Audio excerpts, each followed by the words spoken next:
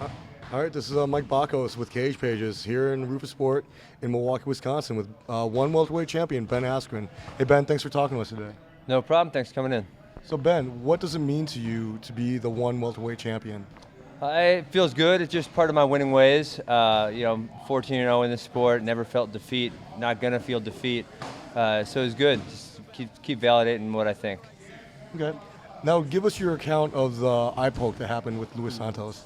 Well, man, I was just going in for a takedown, kind of like faked up high and went down low, and I barely nicked him with my thumb, just a little bit. I mean, I've been in wrestling and fighting since I've been 6 years old, and I know what it feels like to get eye poked. I know what it feels like to poke him in the eye, and it was a small eye poke, and he played it up way bigger than it was.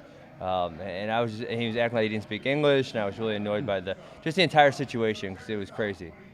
All right. So, what did you learn from that fight? What do you have to improve upon? Yeah. Well, what worked well for you? Well, not a lot worked well. It was, I was kind of putting my time in. And everyone, the scouting report on him was he starts fast, fades fast.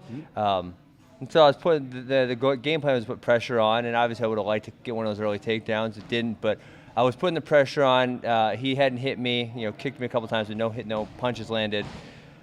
And so I felt like my hard work was starting to pay off. He was starting to slow down, and I was about to get that takedown. And I actually got a takedown as I hit the eye poke. Just gonna go in there, kind of the same plan. Maybe try to land a few more punches to make my takedowns easier. Okay.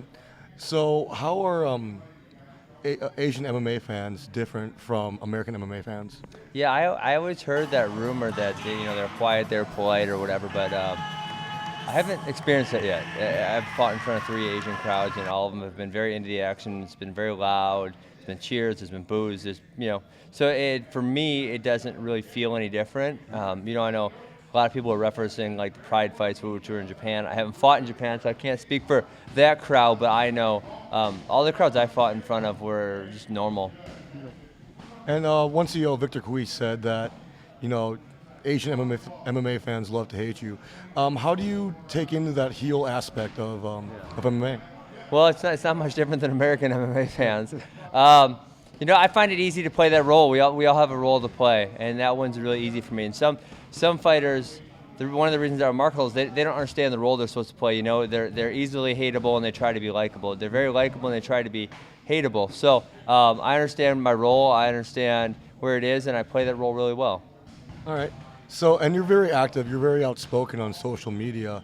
Explain why you use as an outlet to vent. I mean, I feel like, there's a lot of facets to this, but I feel like one is that me as a personality, I don't want to say celebrity because I don't think I'm a celebrity, a sports personality, I feel like I should have the same right to be a fan and give my opinion to anyone else. Right. Just when I give my opinion, a lot of people hear it and I get a lot of feedback, obviously. So I love to be opinionated. I love to say, whether I'm watching the Packers game and say what I feel, or college football, or fighting, or whatever it is, I want to say what I feel.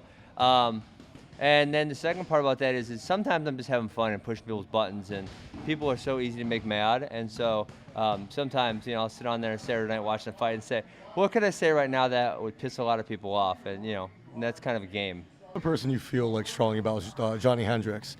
What's your thoughts on his missed weight cut? He sucks. He sucks, and he's ridiculous.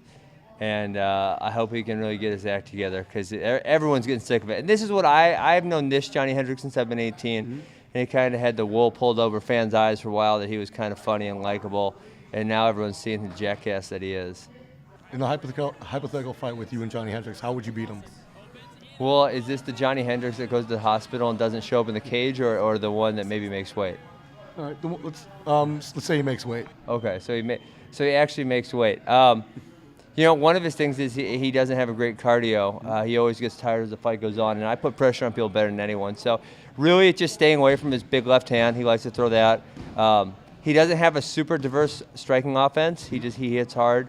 So get into him, put the pressure on, and wear him out, beat him up, and that was what would happen. And then how would you beat someone like UFC welterweight champion Robbie Lawler? Same. Great athletes always figure out a way to do what they do best. CM Punk trains up here. Why do you think CM Punk will be a great MMA fighter?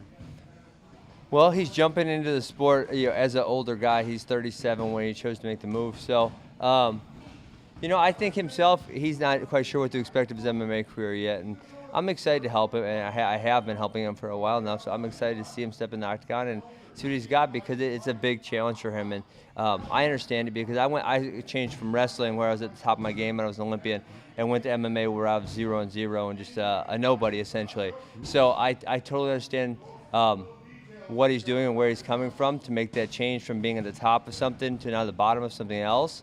So he's got a great work ethic.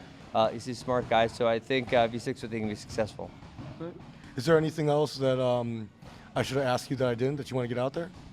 No, just tune in and watch my November 13th fight. I'm going to kick Santos' butt.